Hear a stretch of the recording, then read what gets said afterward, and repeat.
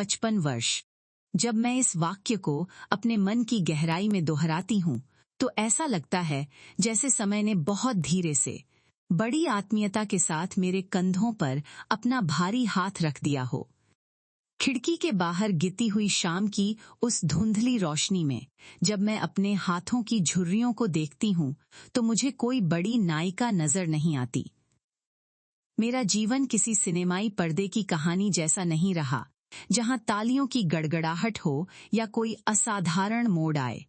मैं तो बस एक साधारण भारतीय स्त्री रही हूं, जिसका अस्तित्व घर की चौखट, रसोई के धुएं और परिवार की अनगिनत जिम्मेदारियों के बीच कहीं धीरे धीरे पिघलता चला गया। यह कहानी मेरे खुद को भूल जाने की है, और फिर उस भूलने की प्रक्रिया में खुद को एक नए मौन के साथ दोबारा पाने की। मेरी स्मृतियां मुझे उस छोटे से शहर की तंग गलियों में ले जाती हैं, जहां मेरा जन्म हुआ था। मेरे पिता, जो एक स्कूल में शिक्षक थे, उनके जीवन का अनुशासन उनकी आवाज में नहीं, बल्कि उनकी खामोशी में झलकता था। और मेरी माँ, वह तो धैर्य की एक जीती जागती मूरत थीं।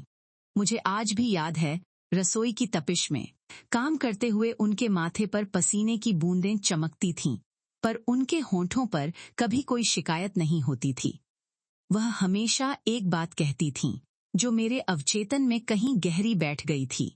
बेटी, घर को ऊंची आवाज से नहीं, बल्कि अपार धैर्य से चलाया जाता है। तब मुझे यह बात समझ नहीं आती थी, पर नियति ने मुझे वही रास्ता दिखाया। मेरी शादी हुई और मैं एक नए शहर, नए घर और हजारों नई अपेक्षाओं के बीच ला खड़ी की गई। मैंने खुद को वैसे ही ढाल लिया जैसे पानी किसी बर्तन का आकार ले लेता है। शादी के शुरुआती साल किसी मशीन की तरह बीते। पति की सीमित आमदनी थी, इसलिए मैंने अपनी इच्छाओं को सिकोड़ना बहुत जल्दी सीख लिया था। सुबह सूरज निकलने से पहले उठना, रसोई में चूल्हा जलाना, बच्चों के टिफिन के लिए सब्जियां काटना और सास ससुर की दवाइयों के समय को कंठस्थ कर लेना, यही मेरी पूरी कायनात थी।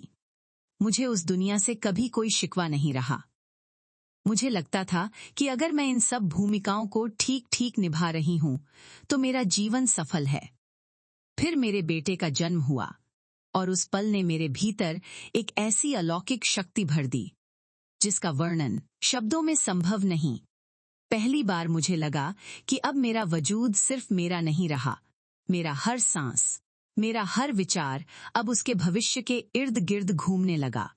वह बड़ा होने लगा, कॉलेज पहुंचा, और मैंने हर कदम पर उसे उन संस्कारों की ढाल दी जो मुझे विरासत में मिले थे: मेहनत, ईमानदारी और परिवार की मर्यादा। लेकिन जैसे जैसे समय बदला, मेरी वह शांत दुनिया हिलने लगी। मेरा बेटा, जो कभी मेरी हर बात को पत्थर की लकीर मानता था, अब अपनी एक अलग दुनिया बनाने लगा था। मुझे लगा यह उम्र का प्रभाव है। हर पीढ़ी अपनी जगह बनाती है, पर एक माँ का दिल तर्क से कहाँ चलता है। वह तो सिर्फ चिंता और ममता की भाषा समझता है। जब उसने कुछ ऐसे फैसले लिए जो मेरी समझ और मेरे अनुभवों के विपरीत थे, तो मैंने बहुत संयम के साथ उसे समझाने की कोशिश की। मैंने उसे बड़े प्यार से कहा कि बेटा, अनुभव उम्र से नहीं, वक्त की ठोकरों से आता है। कभी कभी अपनों की सुन लेना बुरा नहीं होता। पर उस दिन उसने जो नजर मुझ पर डाली, उसने मेरे भीतर कुछ तोड़ दिया। उसने मेरी बात नहीं सुनी। उस दिन कोई शोर नहीं हुआ, कोई बड़ा झगड़ा नहीं हुआ। बस उसके उस एक बेरुखी भरे नजरिए ने मुझे यह एहसास करा दिया कि अब मेरे शब्दों की अहमियत उसके जीवन में खत्म हो चुकी है। उस रात के बाद मेरे भीतर एक गहरा बदलाव आने लगा। जो बातें मैं झट से बोल दिया करती थी, अब वे मेरे गले में किसी फांस की तरह अटकने लगीं। सन्नाटा मेरे कमरे में नहीं, मेरे अस्तित्व में पसर गया था। जब घर के बाकी लोग सो जाते, मैं छत को ताकती रहती और सोचती, क्या मैंने बहुत ज्यादा कह दिया, या शायद मैंने बहुत कम कहा? क्या मेरी चुप्पी को बहुत पहले आ जाना चाहिए था? चुप रहना दुनिया का सबसे कठिन काम है, क्योंकि जब बाहर शब्द बंद होते हैं, तो भीतर का शोर और तेज हो जाता है। मुझे अपनी माँ याद आने लगी। तब मुझे लगता था कि वह कमजोर थीं, पर अब समझ आया कि वह सबसे ताकतवर थीं, क्योंकि उन्होंने मौन की उस अग्निपरीक्षा को पार कर लिया था, जिससे मैं आज गुजर रही थी। मैंने तय किया कि अब मैं शब्दों से नहीं, बल्कि अपनी खामोशी से देखूंगी कि समय उसे क्या सिखाता है। जब इंसान अपनी आवाज खो देता है, तो उसे पहली बार अपने आसपास की आवाजें सुनाई देनी शुरू होती हैं। उस दिन के बाद, जब मेरे बेटे ने मेरी बात को अनसुना कर दिया, मैंने एक अजीब सा व्रत ले लिया, मौन का व्रत। यह कोई धार्मिक संकल्प नहीं था, बल्कि यह एक आत्मरक्षा थी। रसोई में बर्तनों का टकराना, पंखे की घरघराहट और बाहर गली में बच्चों का शोर, सब कुछ वैसा ही था, लेकिन मेरे शब्द अब उन ध्वनियों का हिस्सा नहीं थे। शुरुआती कुछ दिन तो ऐसे बीते जैसे मैं किसी घने कोहरे में चल रही हूँ। सुबह जब मैं चाय की प्याली पति के सामने रखती, तो वे अखबार से नजर हटाकर मेरी ओर देखते, शायद इस इंतजार में कि मैं आज की सब्जी या किसी रिश्तेदार की बुराई शुरू करूंगी। पर जब मेरी ओर से केवल एक फीकी मुस्कुराहट और चुप्पी मिलती, तो उनकी आंखों में एक अजीब सा संशय तैरने लगता। चुप रहना आसान नहीं होता, खासकर उस औरत के लिए जिसने 30 साल तक घर के हर कोने को अपनी बातों से जीवंत रखा हो। मेरे भीतर एक युद्ध चल रहा था। जब मैं देखती कि बेटा नाश्ते की मेज पर मोबाइल में डूबा है और गलत ढंग से बैठ रहा है, तो मन करता कि टोक दूं। जब देखती कि पति दवाइयां लेना भूल रहे हैं, तो जी चाहता कि जोर से याद दिलाऊं। पर मैंने अपने होंठ सी लिए थे। मैंने महसूस किया कि जब आप बोलना बंद कर देते हैं, तो आपकी आंखें ज्यादा देखने लगती हैं। मैंने पहली बार गौर किया कि मेरे पति के चेहरे पर अब उम्र की कितनी लकीरें आ गई हैं, और मेरा बेटा, जिसे मैं अब भी बच्चा समझती थी, उसके कंधों पर दुनिया को जीतने का एक अजीब सा तनाव है। मेरी चुप्पी ने मुझे एक प्रेक्षक बना दिया था, जो अपने ही घर के नाटक को बाहर से देख रहा था। रात का सन्नाटा सबसे भारी होता था। जब घर के बाकी लोग सो जाते, तब मेरा मन जागता था। मैं अंधेरे में लेटी सोचती कि क्या यही मेरा भविष्य है? क्या मेरी पूरी पहचान सिर्फ एक माँ या पत्नी तक सीमित थी? और अब जब उन पहचानों को मेरे शब्दों की जरूरत नहीं रही, तो क्या मैं कुछ भी नहीं हूं? उस खालीपन ने मुझे डराया भी, पर धीरे धीरे उसी खालीपन से एक नई रोशनी निकलने लगी। मैंने उन पुरानी यादों को कुरेदना शुरू किया जो गृहस्थी की धूल में दब गई थीं। मुझे याद आया कि शादी से पहले मुझे किताबें पढ़ने का कितना शौक था। मुझे याद आया कि मैं कितनी अच्छी पेंटिंग बनाया करती थी। मैंने अपनी अलमारी के उस सबसे पीछे वाले हिस्से से अपनी पुरानी डायरियां निकालीं। जो शब्द मैं बेटे से नहीं कह पाई, जो शिकायतें पति से नहीं कर सकी, वे सब अब पन्नों पर उतरने लगीं। इस बीच घर का माहौल बदलने लगा था। मेरी चुप्पी ने एक ऐसा आईना बना दिया था, जिसमें परिवार के बाकी सदस्यों को अपनी कमियां दिखने लगीं। बेटा, जो पहले मेरे बोलने पर चिढ़ जाता था, अब मेरी खामोशी से घबराने लगा। उसे शायद एहसास होने लगा था कि माँ की डांट में जो सुरक्षा थी, वह अब छिन चुकी है। एक शाम उसने मुझसे पूछा, माँ, आप नाराज हैं क्या? कुछ बोलती क्यों नहीं? मैंने उसे देखा। उसके चेहरे पर वही बचपन वाली उलझन थी। मैंने बस उसके सिर पर हाथ रखा और मुस्कुरा दी। उस पल मुझे समझ आया कि कभी कभी आपकी चुप्पी वह काम कर देती है जो आपके हजारों शब्द नहीं कर पाते।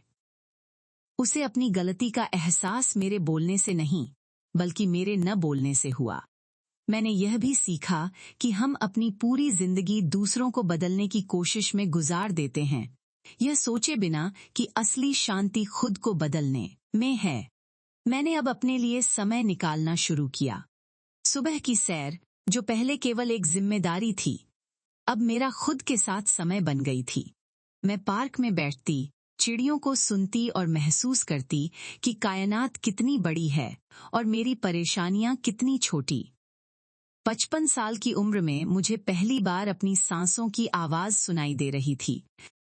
यह भाग दो, मेरी इस यात्रा का वह पड़ाव है जहां मैंने दूसरों की दुनिया से हाथ खींचकर अपनी दुनिया के दरवाजे खटखटाने शुरू किए थे। कहते हैं कि समंदर के शांत होने का मतलब यह नहीं होता कि उसके भीतर हलचल खत्म हो गई है। अक्सर वह एक बड़े तूफान की तैयारी होती है। मेरी खामोशी को अब कुछ हफ्ते बीत चुके थे। घर का अनुशासन, जो कभी मेरी आवाज से बंधा था, अब धीरे धीरे बिखरने लगा था।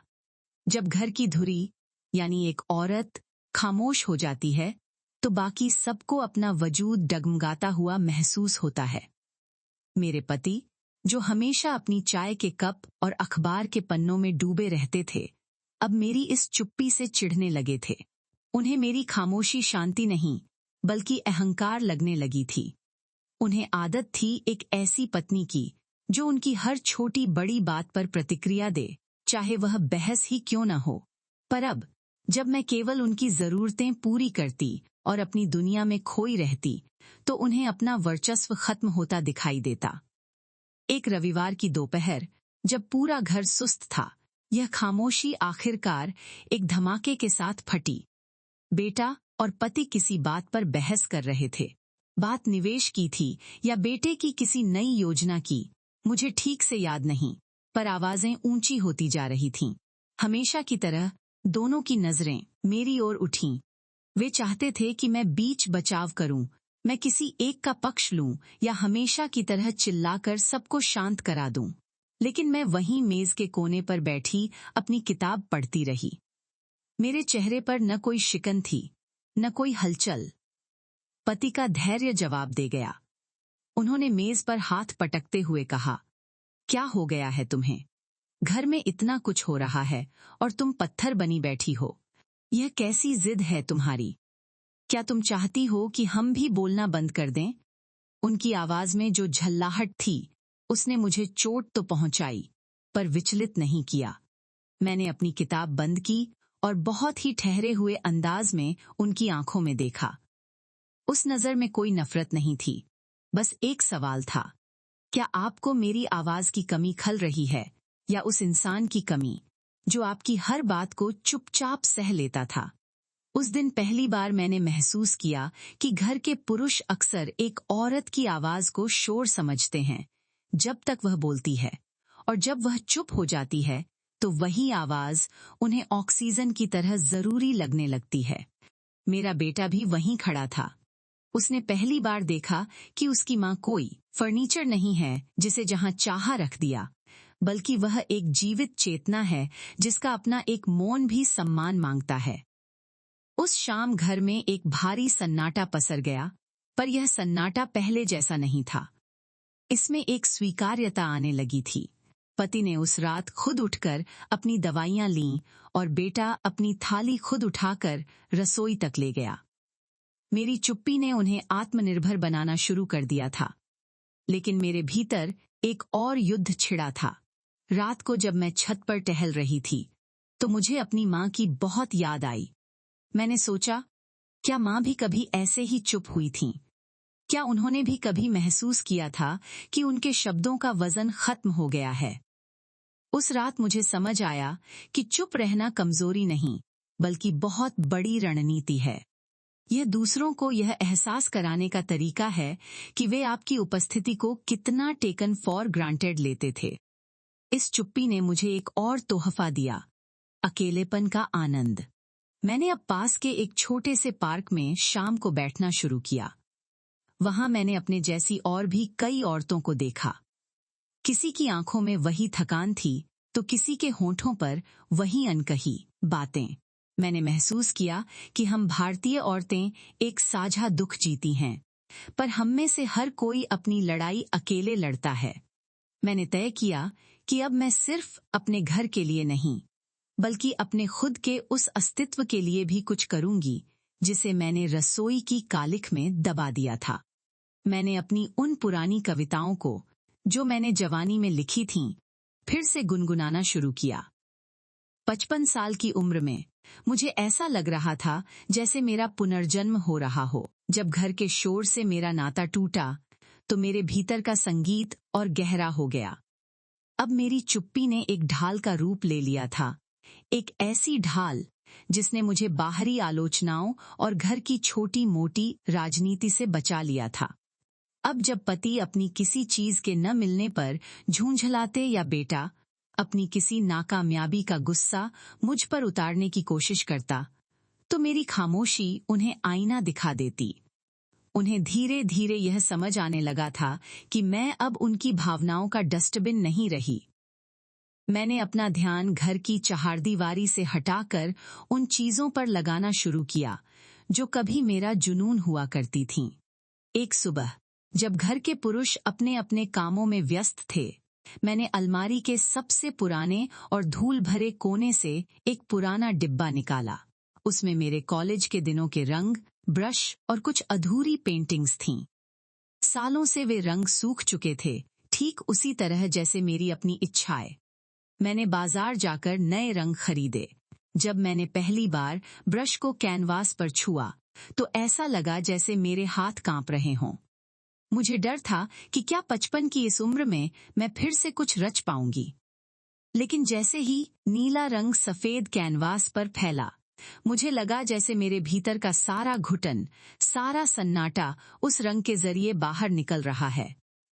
मैं अब घंटों अपने कमरे में बंद रहकर पेंटिंग करने लगी।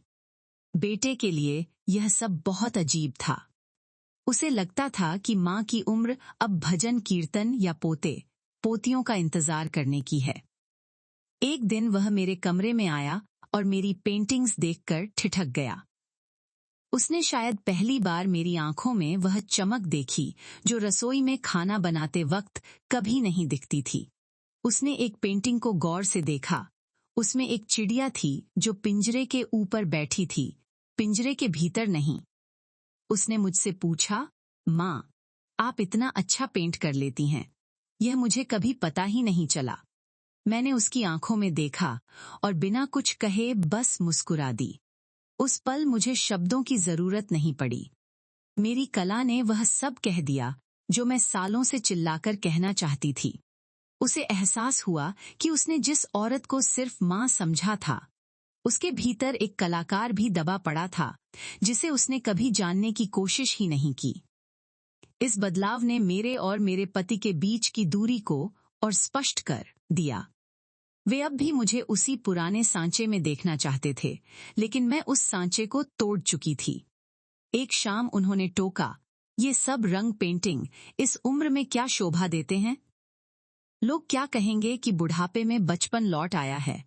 मैंने अपनी पेंटिंग से नजर हटाए बिना बहुत शांत स्वर में पहली बार अपनी चुप्पी तोड़ी। मैंने कहा, बचपन लौटा नहीं है, बस जो हिस्सा आपने और इस घर ने मार दिया था, मैं उसे जिंदा कर रही हूं। और जहां तक लोगों की बात है, तो लोगों ने तब भी कुछ नहीं किया था जब मैं घुट घुट कर जी रही थी। मेरे इस जवाब ने उन्हें निरुत्तर कर दिया। वह पहली बार था जब उन्हें लगा कि उनकी सत्ता अब खत्म हो चुकी है। अब मैं सिर्फ एक गृहिणी नहीं थी। मैंने पास के एक कम्युनिटी सेंटर में जाना शुरू किया, जहां कुछ युवा कलाकार और मेरी ही उम्र की कुछ और औरतें आती थीं। वहां मेरी पेंटिंग्स की चर्चा होने लगी। किसी ने मेरी कला को मौन की अभिव्यक्ति कहा, तो किसी ने 55 का विद्रोह। मुझे पहली बार महसूस हुआ कि मेरी पहचान मेरे नाम से है, न कि मेरे पति के सरनेम या बेटे की कामयाबी से। YouTube पर जो लोग मेरी इस यात्रा को देख रहे हैं, उन्हें मैं यह बताना चाहती हूँ कि 55 साल की उम्र अंत नहीं, बल्कि उस स्व की शुरुआत है जिसे हमने बरसों पहले कहीं खो दिया था। मेरी चुप्पी अब मेरी ताकत बन चुकी थी और मेरा एकांत अब मेरा उत्सव बन गया था। जैसे जैसे दिन बीतते गए, मेरे कमरे की दीवारें मेरी खामोशी और मेरे रंगों से भरने लगीं।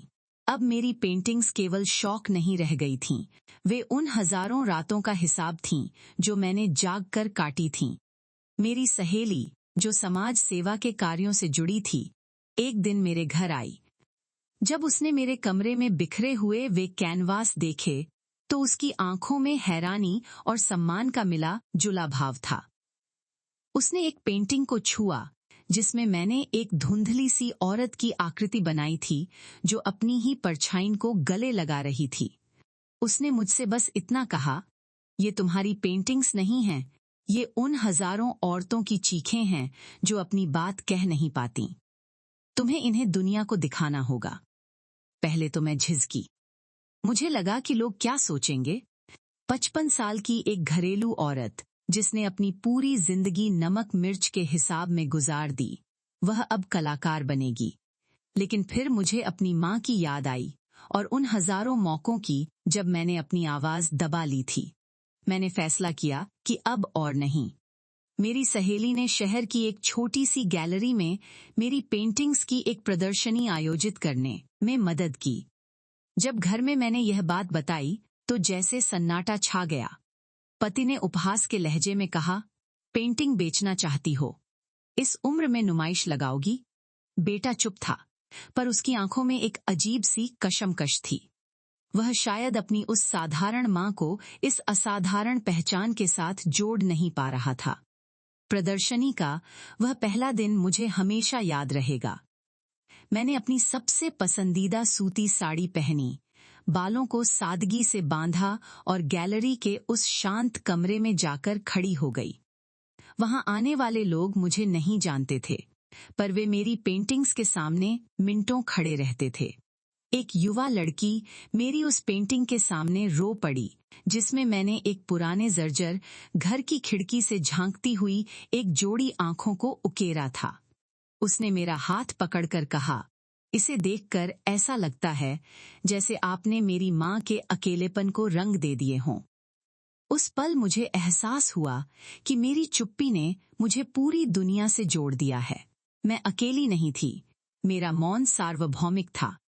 सबसे बड़ा चौंकाने वाला पल तब आया जब शाम को मेरा बेटा वहां पहुंचा। वह चुपचाप एक पेंटिंग से दूसरी पेंटिंग तक जाता रहा। मैंने उसे दूर से देखा। वह उस पेंटिंग के सामने जाकर रुक गया जिसे मैंने तब बनाया था जब उसने मेरी बात सुनने से इनकार कर दिया था। उस पेंटिंग का नाम मैंने रखा था अनसुना। उसमें एक बूढ़ा दरख्त था जिसके पत्ते झड़ रहे थे, पर जड़ें अभी भी मिट्टी को मजबूती से पकड़े हुए थीं। मैंने देखा कि बेटे की आंखों के किनारे गीले थे। वह मेरे पास आया और पहली बार उसने मुझे माँ की तरह नहीं, बल्कि एक इंसान की तरह गले लगाया। उसने धीरे से कहा, मुझे माफ कर दीजिए माँ, मैं कभी समझ ही नहीं पाया कि आपके भीतर कितना बड़ा समंदर छुपा है। उस रात जब मैं घर लौटी तो घर वही था, दीवारें वही थीं, लेकिन सब कुछ बदल चुका था। पति ने उस रात खुद टेबल लगाई और पहली बार मुझसे मेरी कला के बारे में सवाल किए। मेरी चुप्पी ने अपना काम कर दिया था। मैंने बोलना कम कर दिया था, लेकिन मेरी हस्ती की गूंज अब पूरे घर में और अब शहर में सुनाई देने लगी थी। मैंने सीखा कि जब आप दूसरों को समझाने की कोशिश छोड़ देते हैं और खुद को अभिव्यक्त करना शुरू करते हैं, तो दुनिया खुद ब खुद आपके पास चली आती है। 55 की वह उम्र, जिसे मैं बोझ समझती थी, अब मेरी सबसे बड़ी पूंजी बन गई थी।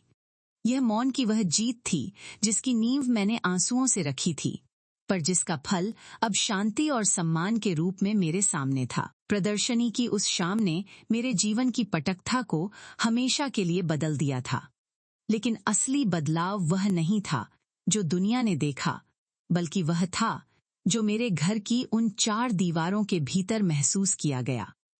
उस रात जब मैं सोने के लिए लेटी, तो पहली बार मुझे वह भारीपन महसूस नहीं हुआ जो सालों से मेरे सीने पर एक पत्थर की तरह रखा था।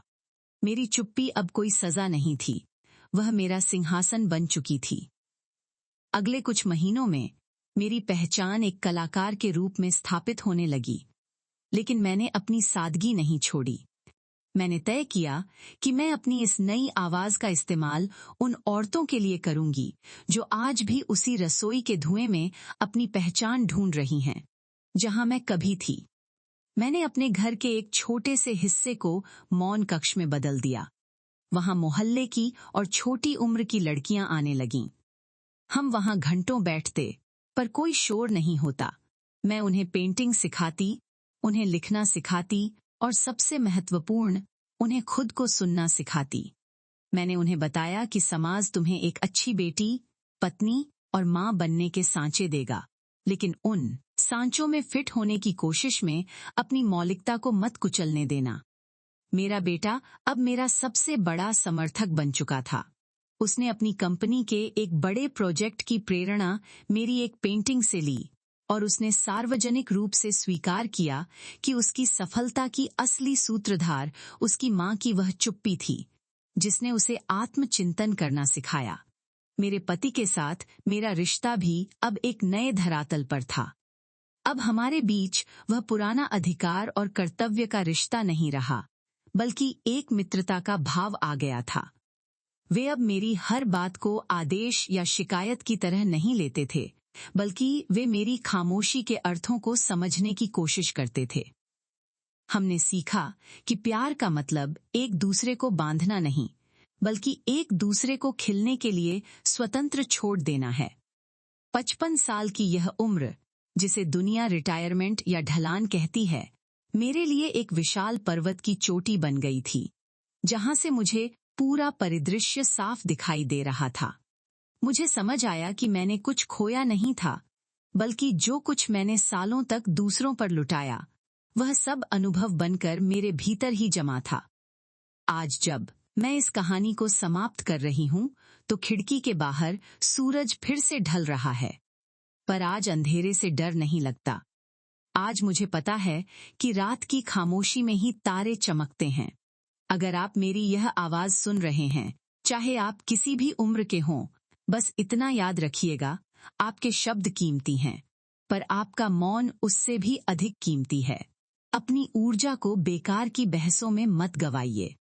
जब दुनिया आपकी बात न सुने, तो चुप हो जाइए और अपनी उस ऊर्जा को किसी सृजन में लगा दीजिए।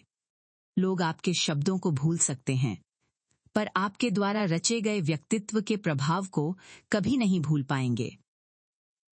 55 साल पहले मैंने एक साधारण स्त्री के रूप में जन्म लिया था, पर आज मैं एक स्वतंत्र आत्मा के रूप में जी रही हूँ। मेरी रसोई आज भी महकती है, मेरा घर आज भी चलता है, पर अब उस घर की मालकिन जरूरत नहीं, बल्कि खुशी है। मैंने अपने बेटे से नहीं, अपने भीतर के सन्नाटे से बात करना सीखा, और उसी सन्नाटे ने मुझे वह सब दे दिया जो मैं पूरी जिंदगी बाहर ढूंढती रही। यह 15 घंटों का सफर यहाँ खत्म होता है, पर मेरा और आपका वास्तविक सफर तो अब शुरू होगा। उठिए, अपनी उस पुरानी डायरी को ढूंढिए, उन सूखे रंगों में पानी डालिए और अपनी खामोशी को एक नया नाम दीजिए।